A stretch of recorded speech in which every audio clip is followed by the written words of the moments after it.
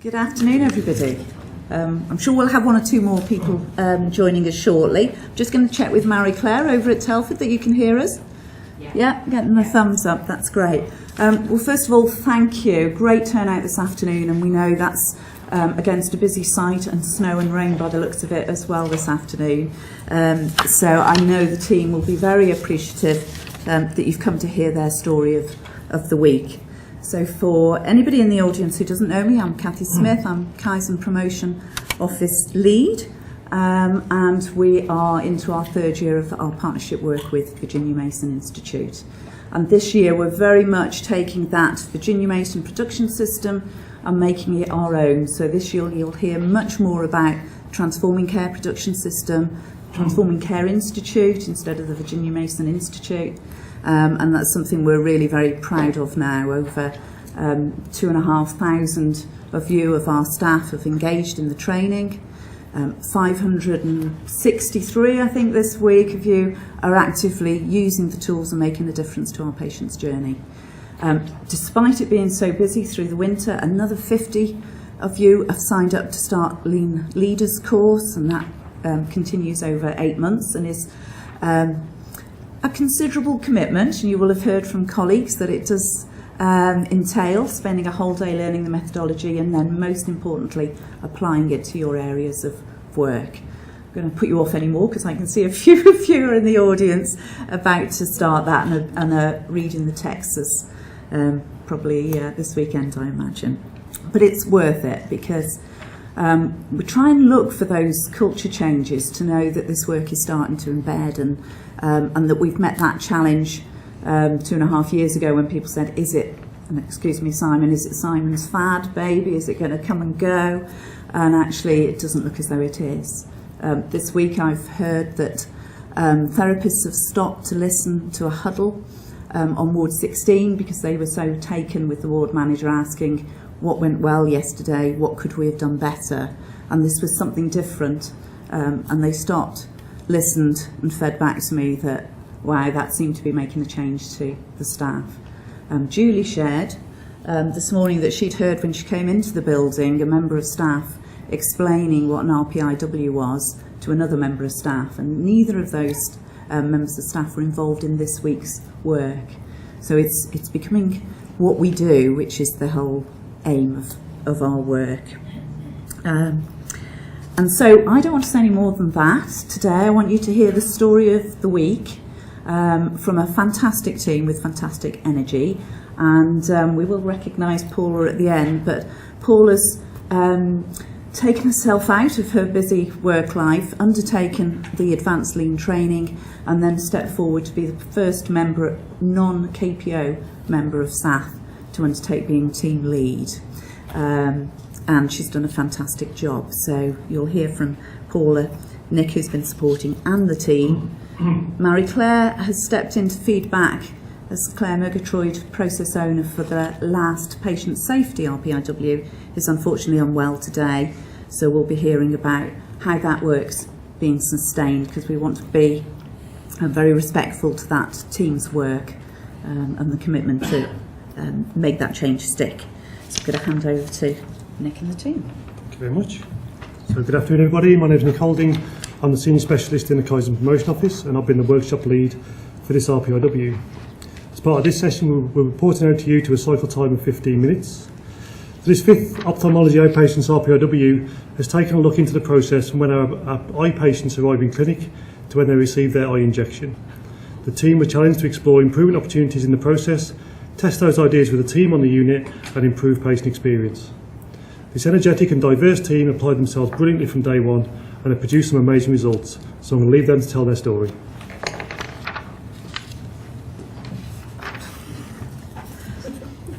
Hello, I'm Paula Dabbs, Head of Organisational Development and Team Lead, very proud Team Lead for this RPIW. The Target Progress Report details 9 baseline metrics for this RPIW, and our sponsor set us some challenging targets. Our patients were walking 97 steps, and our target was to reduce this to 60. Our HCAs were walking 234 steps, and the target was to reduce to 150. The current state lead time from patient arriving in clinic to being ready to receive their injection was 4,027 seconds, over 70 minutes. The target set was to reduce this to 1,800 seconds, or 30 minutes. The sub-lead time from arrival in clinic to entering the consultation room currently took 2,037 seconds, or 34 minutes. The target set was to reduce this to 800 seconds, or 13 minutes. 4 quality defects were identified, and these were the percentage of times patients were unaware of the reason for their injection, and this had a defect rate of 12.5%. The percentage of drugs that were not available when needed had a defect rate of 25%. The percentage of times the booking list was incorrect had a defect of 37.5%. And the percentage time information was not available for patients in clinic had a defect of 12.5%. All quality defect metrics have a target of 0%. The 5S baseline for both the clinic room and the Logmar room was currently at level 1 with a target set of level 4. The current value stream map identifies Kaizen bursts which show where quality defects and where there's opportunities for improvement by the removal of waste. The boxes show the cycles of activity with the areas in between showing wastes of motion and time. The total percentage value added time for our patients was just 16%. The TAC time or pace of work for the boundaries of this RPIW was a total clinic operating time of 210 minutes divided by the clinic demand of 8 patients. This gave a TAC time of 26 minutes and 15 seconds. The current state process flowchart shows the steps in the process, and the pink post-it notes demonstrate where there's current waste and therefore opportunity.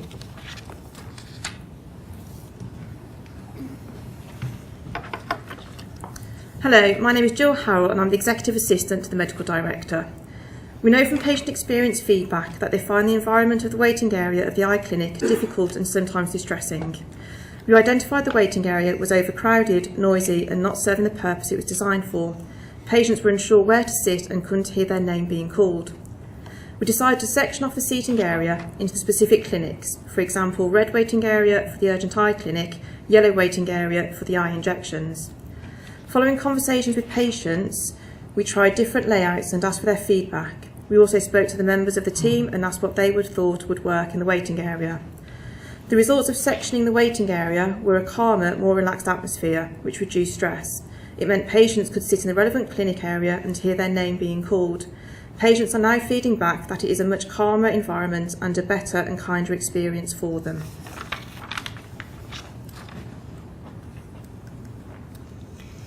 Hello, my name is Julie Southcombe.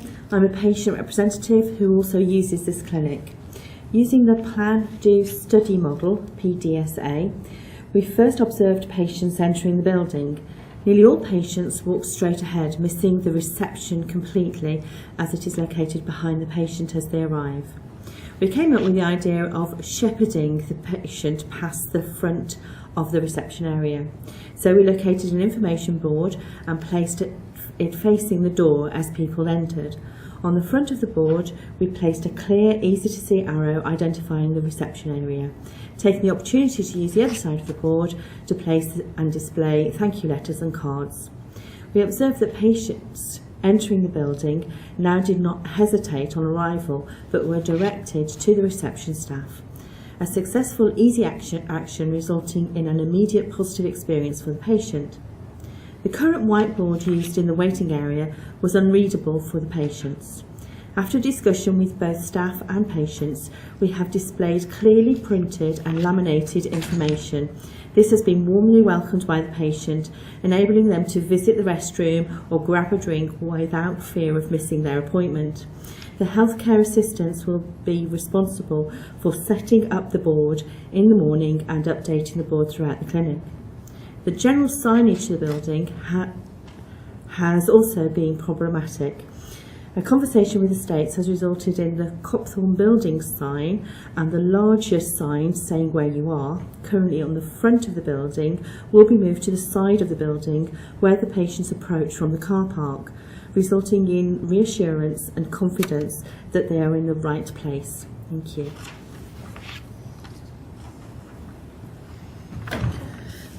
Hello, my name is Jodie Evans and I am the Loose Centre Silea failsafe clerk. We found the problem was that patients were waiting in all different waiting areas, which meant the staff didn't know which area to go to call the patient.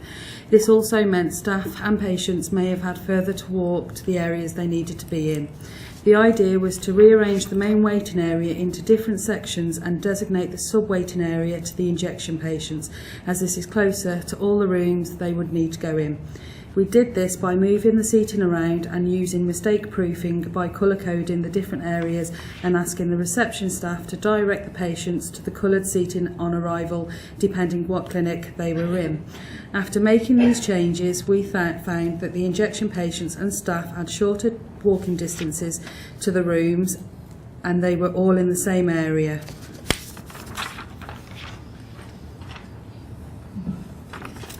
Hello, my name is Jane Ray. I'm an HCA in ophthalmology. Our clinic and treatment rooms were over-cluttered and patients felt rooms were busy. Staff were unable to find paperwork, drawers were unorganised and staff were wasting time looking for items to do their work. There were unnecessary items in the rooms and no standard layout information for new staff. We used the 5S method: sort, simplify, sweep, standardise and self-discipline. Talking to staff for their ideas, we started labelling equipment and drawers to enable them to find items quickly. We produced a suspension file system for leaflets and any documentation that staff required.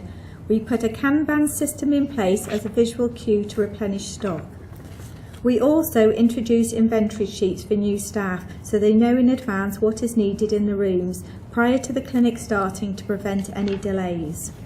The team using the rooms has commented that this has visually helped them with easy access to the information and leaflets and the general layout of the rooms. We went from level 1 to level 3 on the 5S achievement grid. Thank you. Hello, my name is Alison Moughlan and I am the receptionist in the eye department.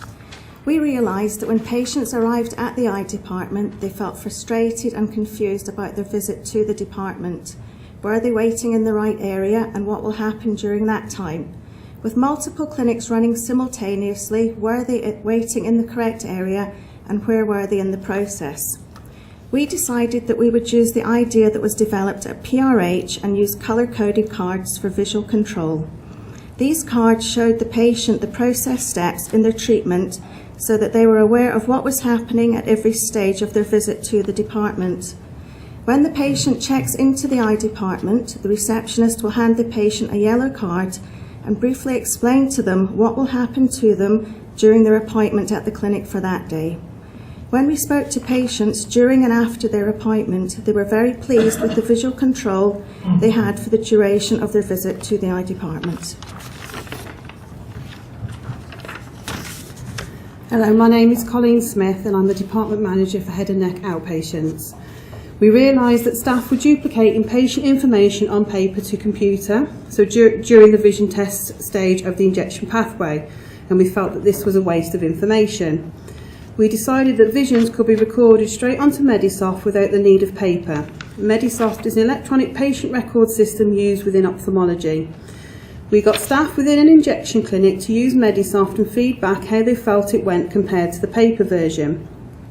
We received positive feedback from staff stating that Medisoft was easier to use and they were no longer duplicating information. This will be of benefit when information is missing in the future to prevent delay in patient treatment. We also set up a scanner to scan patient consent forms to Medisoft, and this was a success, and this is a process that we will be implementing. Hello, my name's Claire Marsh and I'm matron for ophthalmology. HCAs were unable to administer eye drops in order to dilate pupils in preparation of further investigations.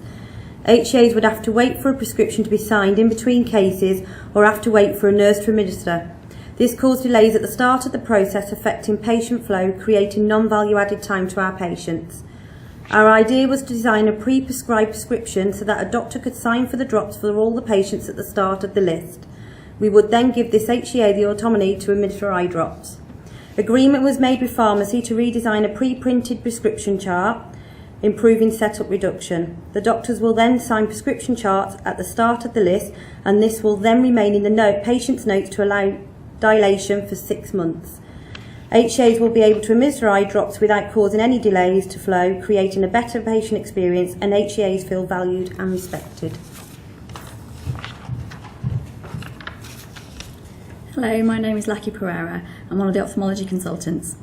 The problem was that patients have 2 visits, first to have a review appointment and then a second appointment for an injection.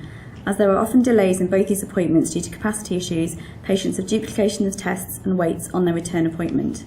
The idea to solve this problem is to have a one-stop clinic appointment, incorporating both the review and injection, if needed, in the one appointment.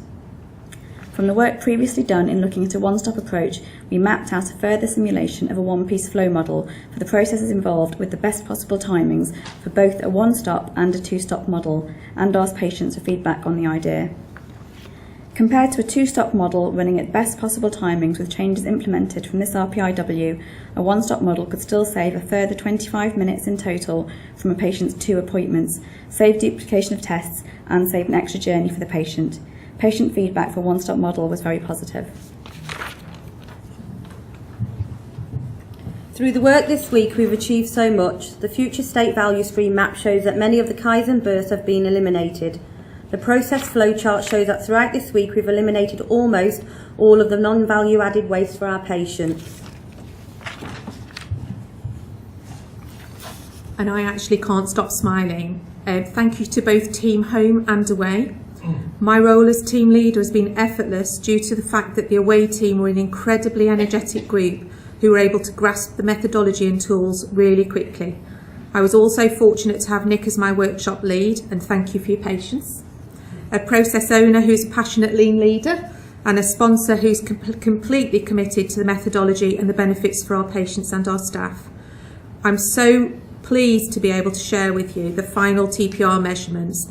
They've improved and we've made huge progress to achieve the targets set by our sponsor, and in fact, team, we've smashed them. The team were able to reduce the number of steps for our patients by 36% to just 62, and the HCA will now walk an impressive 3.5 miles a week less than they were, and their walking has been reduced by 38% and now at 144 steps. The team were able to reduce that lead time from a patient arriving in clinic until they're ready to receive their injection from 4,027 seconds, again over 70 minutes, to 1,330, just over 20 minutes, a 67% improvement. The sub-lead time with patient arriving in clinic to entering the consultation room was reduced from 2,037 seconds, 34 minutes, to a remarkable 420 seconds, 7 minutes, a 79% reduction. Quality defects through the introduction of visual controls, 5S and mistake proofing has resulted in improvements in 3 areas, and we aim to further focus on the 4th. The 5S of the Logmar room is now at level 3, making it a more user-friendly space for the team and a nicer environment to consult our patients in. The clinic room 5S level is now a level 3 and is a great example of how creating a standard clinic room with the equipment and information needed supports our patients and ensures that our staff are able to access what they require when they require it. It has been a fantastic week with a fantastic team. We could not have achieved what we have without the support of them all, and all the staff working on the Gemba have embraced the changes. This work will continue beyond this week. My role as process owner is to help embed the changes, and through the newspaper I will see through the outstanding actions. I will report a number of recommendations to the value stream sponsor team and remeasure our metrics at 30, 60 and 90 days. I look forward to sharing these with you in the future. Thank you. Get off the stage. This work always provides many learning opportunities. We found this week that when we take a step back and spend time looking at our world through our patient's perspective, we see many new possibilities. Our successes this week will only be short term if they can't be sustained. We've learned that if we continuously improve, failure is okay, as long as we learn from it. We've been fortunate to be supported by so many this week, and we'd like to pass on our thanks to all. Special thanks to Paula, our team leader. Paula has taken this giant leap to become the first non-KPO team lead for an RPIW and has steered the team brilliantly. The away team have shown enthusiasm and real commitment to improving our patient experience in the eye clinic. I particularly want to thank Julie, our patient, who once again has given up a whole week to join this RPIW, and one of our patients in the room has been so invaluable to us. I would also like to thank our home team, some of us are here today, in the eye clinic, who has been amazing, providing feedback, asking questions, being open to new ideas and willing to try new ideas out. Finally, I'd like to thank our sponsor, Andy Elves, for guiding us in our preparation and providing the challenge needed before and during the RPIW. Thank you all.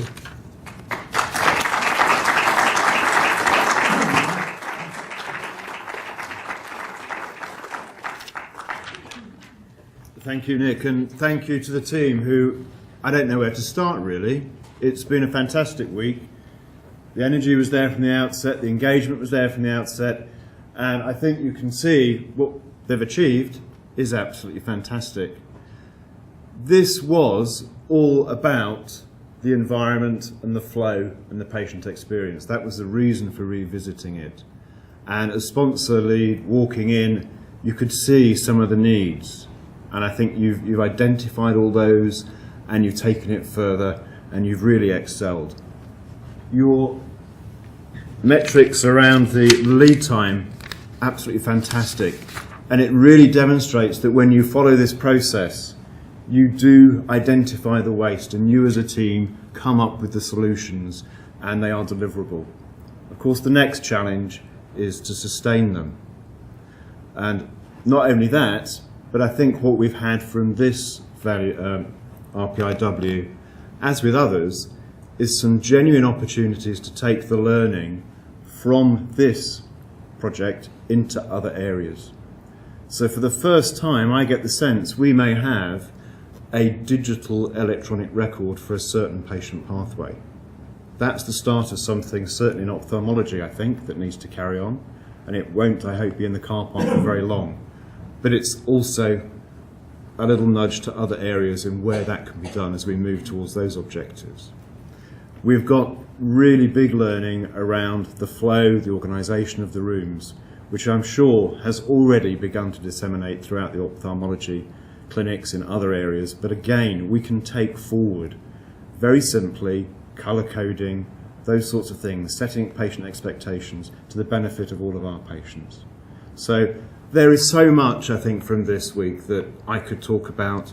I think it's been fantastic. It's been a real joy to watch it, follow it through the week, and then to see the output. Fantastic job, brilliant effort. Let's carry on, let's sustain it, and let's find ways of spreading it forward as well. Thank you very much.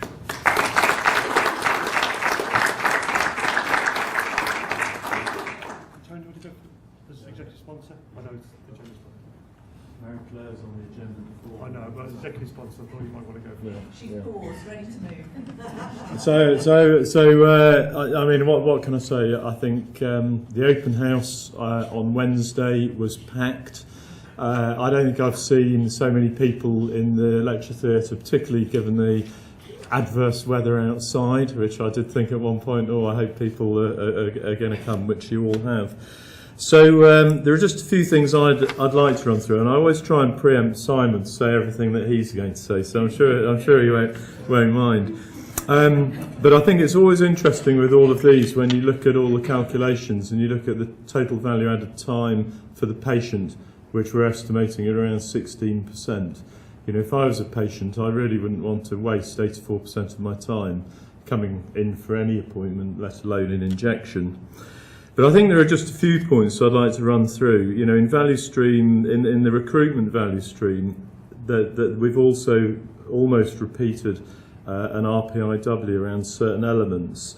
And it's just great to see in this how the work that was done on the MTX clinic in RPIW2 around clinic flows has helped to feed the ideas and further development. And I think what we've been hearing in the new eye clinic is a real want for this work to be done within the department to start to shape it. And I think ophthalmology in general has a really exciting future with all the work that's being done. I just thank everyone that's involved with that. As chair of the sponsor team and exec sponsor, it's been great having Julie here all week. And I know when she's probably had a couple of good nights kips and she's got over this, as do the rest of the team. I know next Friday when I have a sponsor team meeting that she's going to be pushing to be actually team lead in our next RPIW. And we've had some discussion around whether that should be bookings. And I know when I came on Tuesday morning to say hello to the team, and then at the open house we were looking at what we call the WIP, the work in progress WIP and SWIP, and the ratios between the two. And if we look at the initial lead time, we were thinking, well, we haven't got long enough booking slots for this. But actually, isn't it amazing that actually what we've achieved is, you know, with a tack time of, I'd written it down, with a tack time of about 23 minutes, we're actually less than that, aren't we now, in terms of what's been achieved. So, you know, it just goes to show, you know, perhaps the clinic templates are right, but again, that's all work in progress. Andy's mentioned the potential for the EPR. It was really exciting at the open house hearing that actually consent forms are being pulled in onto Medisoft and being electronic. I love the fact that this has demonstrated actually to me that we're not very good at utilising all of our staff's skills. And I think that can be a turn-off actually for some people that work in any organisation. You know, let's optimise how we use people. So, you know, the HCA is doing the drops, having the prescriptions pre-prepared. There must be so much that we can roll out from that in other areas to balance the work across the team and just to make our staff's working day much better as well as our patients. I think the premise prior to this, and I think it would be remiss of me if I didn't say it, I think, is that one of the premises around this RPIW was around, have we solutionised around stock drugs for this particular injection pathway? And I think it's fair to say that that work is still ongoing. And I know there were one or two brick walls, they seem like brick walls, partway through the week around that. But actually, I'm very proud that the team worked through all of that, and they've looked at it, and they've modelled it, albeit part of that theoretically, but they've used those standard tools to demonstrate how it could benefit us. And obviously the whole team, you know, you'll be taking that away, Claire, with Andy and myself and the sponsor team to actually see how we can get through that and really put all of this into practice. But it does show that it isn't always easy, but you do have to be tenacious and persevere within the work that we're doing. So I'm sure Nick hasn't tapped me on the shoulder yet, but I think he's clearly saying that I've had my time. But I think that it has demonstrated that actually just simple things like moving chairs, looking at the structure, chatting to patients is exactly the right thing to do. And the engagement of our patients even more so, because it sheds a completely different light on the work that we need to do now and the work that we need to take forward. And oh boy, Paula, if you set the bar high. So thank you very much for coming. Thanks, Tony.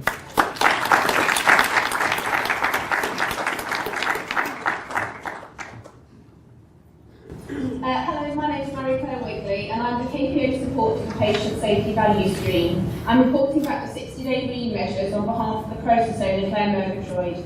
The boundaries of the RPIW were from when an incident occurs until the incident is reviewed and actions identified.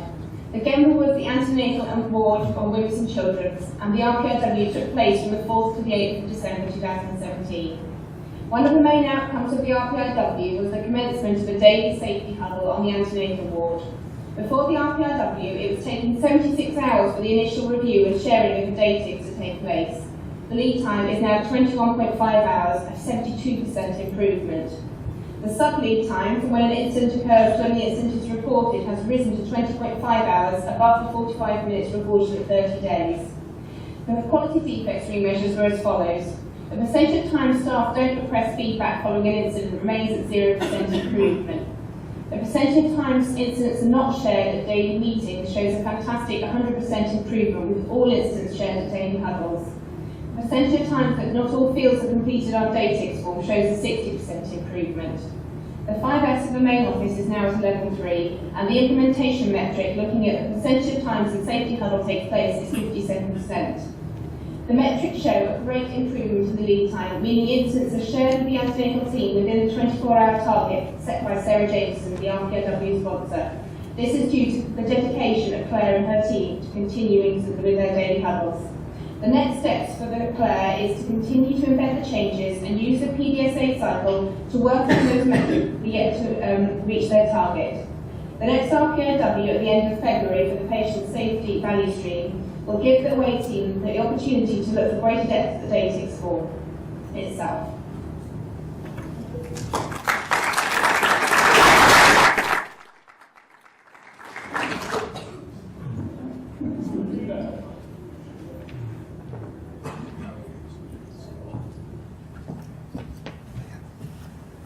You can't see, but there's two big red feet that I've got to stand on. That's just here. It's looking a little bit strange. Good afternoon, everybody. Can I start? I feel as if I need to sort of start by doing this, really, because Tony's made every effort to sort of, I think he's looking over my shoulder, to say half the things I was going to mention, but I do have a few other things, so I'll start with those. First of all, I am really delighted to see so many of you here this afternoon. I know the weather's not very kind to us at the moment, but it really is important for us to celebrate, not just in the venue where we're doing the report out, but with our colleagues at Princess Royal as well, making sure that we're all here supporting the people that are doing this work. And what a great job you've done this week. And I could see one or two of you are a little bit nervous about having to come onto the stage to talk about your work, but you shouldn't have been, because you've done an amazing job. So well done. And, you know, I know what a difference that will make for our patients. So I'll come back to that in a second. You may not be aware of this, but in the first year that we started the work that we're doing with Virginia Mason, we did 4 RPIWs. In the second year, we did 24. So that's a huge increase. Now, I'm not going to scare Kathy by saying, well, maybe, what does that mean? We'll do 48 in the next year, but who knows? I think that the point with this is the spread and the importance of the spread of the work, because what this is doing is allowing the people that actually deliver the care to be able to shape that service with our patients, so that what we're getting is a service that we can be proud of, that meets their needs. And I think that is really, really important. And one of the things that it struck me listening particularly to ophthalmology today is the fact that we moved into a new building. So, you know, I remember what the old clinic environment was like in Old Clinic 10, which was not very nice. And you've moved into a brand new environment, but there are still, what the work shows us is that the environment obviously helps, but it's this work that actually makes a big difference to our patients and the way that we go about doing our jobs. So that learning is going to be so important when we start talking about the really big investments in our hospitals that we'll be seeing over the years ahead, and how we start to get our services into the right shape, so that when we do move into those new buildings, we can actually get that service right from day one, and not feel that we're continuing to have to make those changes in that way. So I also wanted to talk a little bit about Lean for Leaders. So Kathy's not wrong in when she says that it's quite a lot of work. It is, but it is hugely rewarding. And I say that as somebody who has struggled, to be honest, with going through the work, because there's a lot to do and we're all busy people, aren't we? But I have no regrets at all in doing it, other than I wish I'd done it sooner. Understanding this work in a little bit more detail really does help you to get the essence of what we're trying to achieve. And it has made a difference to me in the way that I go about doing my job. So as a member within our executive, we have huddles now every week. And we do those routinely, and they won't be stopping. We have people link boards and production boards, and we use that to see what's happening in our hospitals every day, so that we're not as isolated from the real issues that are affecting our patients and our teams. So these things are really important, and they come back down to the kind of key things about what we're here for, which is to deliver safe and kind care. So I wanted to mention that. I also wanted to mention, where are you, Paula? Paula, who's in doing our advanced lean training, which is a big commitment, to then come and actually take on the ambition of taking one of our rapid improvements forward in this way is a huge endeavour. And so to be brave enough to be first is something to celebrate, but you've done a fabulous job. So I wanted to just call that out because you have. And you've certainly set the standard for those colleagues of yours who are probably next up, and I can see Mr. Fox smiling as I say it. So God only knows what that one will be like. So I'm sure it'll be fun. I also wanted to mention that it is lovely to see the learning coming across the sites. The work that we've seen across at PRH being taken and embedded into the work that's been done this week. And I know that we're seeing that happening across all of our work now between the two sites. And that's really important. We are one organisation, and sharing that learning between our teams is really important. There's clearly lots of opportunity for us to improve. We've just heard about some absolutely tremendous improvements. But I wanted to linger on why things like reducing the steps that people walk is important. So we've just heard, haven't we, that it was 3.5 miles, I think, that the care worker will be walking less per week as a result of these changes. And we might think, well, that's good, but what difference does it really make? Well, that's time that they've got that they can spend with our patients or with each other, or time that allows them to be able to finish at the right time and go home. So these things are important in how we're looking after each other and making sure that we're creating the time that we need to be able to offer the kindness to each other and to our patients and our families by trying to make sure that we're not here because we've got lots of waste and it's pushing our clinics later and later into the day. So the other thing I was smiling about as well was you're not very camera shy. There's lots of pictures of the staff there, which is lovely. Every time I go about and there's a camera, everybody runs for cover. So I'll remember that when we need to get some pictures. We'll go to ophthalmology. That's clearly key. So fantastic job. All joking aside, it's a huge amount of work in RPIW, and you've got through absolutely loads. If we pulled up the process map and you could see all of those little clouds with the opportunities for improvement there, to have got through as many as you did in a week is tremendous, really tremendous. So fantastic work, well done, well done. And I just wanted to celebrate Julie. Again, thank you so much, Julie, for helping us and sharing the patient's perspective on the work. We need to move to a point now where all changes that we're doing have patients involved in that work, helping us to make sure that we're getting it right for them, not assuming that we know best. So thank you so much for your time. It does make a massive difference, so really appreciate that. Excuse me. If I can just go on to patient safety and the team at Princess Royal. So time really does count when you think about DATIX. The whole point of us identifying risks is because we want to make sure that nobody else suffers that problem. So if it's taking us days and days before we actually start a process or get back to individuals, the risk of it happening again is there, is a live risk for a patient or a member of staff. So being able to reduce those times down so that we can get those corrections made, take the learning and create a safer environment for us all really is important. And so to hear those improvements is so important and significant. And to have all the incidents shared at the huddles, that's fantastic, because the key thing I hear when I go around the hospital and talk about incidents is that people will say, I don't get the feedback, I don't know what's going on.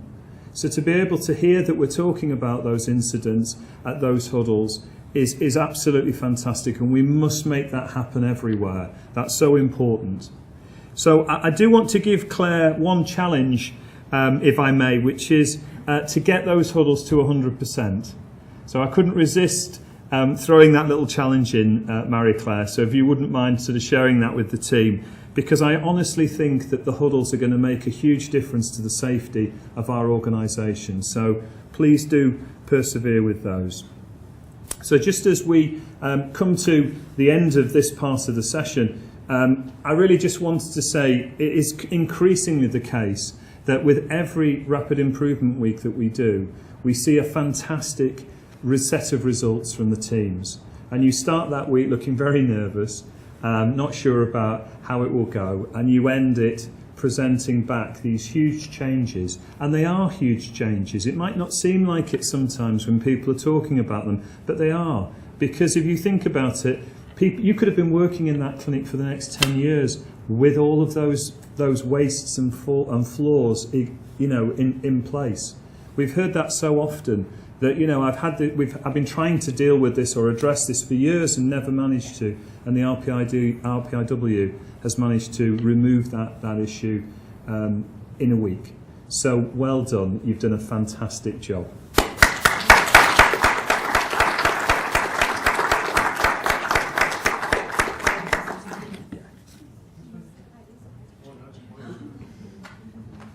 Right.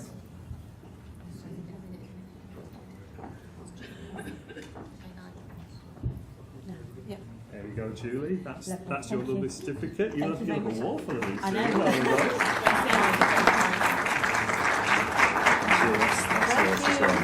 Well done. Thank you.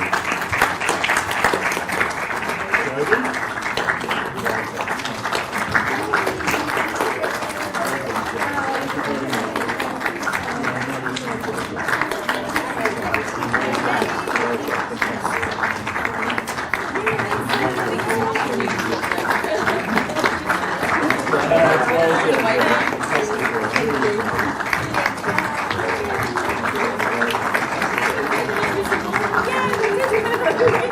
And we've got a certificate for the home team, so I don't know who would like to come down and grab the certificate for us. Come on down.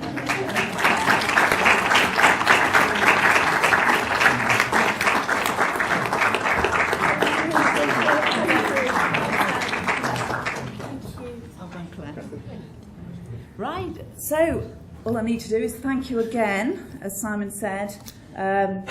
It would be very sad if we were reporting out to just a few people, so thank you. Do encourage your colleagues. We're trying to bring a friend, so if you've been encouraged to come by somebody else, please encourage somebody else who hasn't been before, so we can keep growing our Transforming Care community. We're now at the stage where we either are reporting out the outcomes of an RPIW here in Dunwoody or over at Telford, both happen simultaneously, or we've got to stand up by the accountability walls if there's not an RPIW. So every Friday at 12:30 we are sharing some of the work. So do keep coming because it's very much appreciated, and have a safe journey home.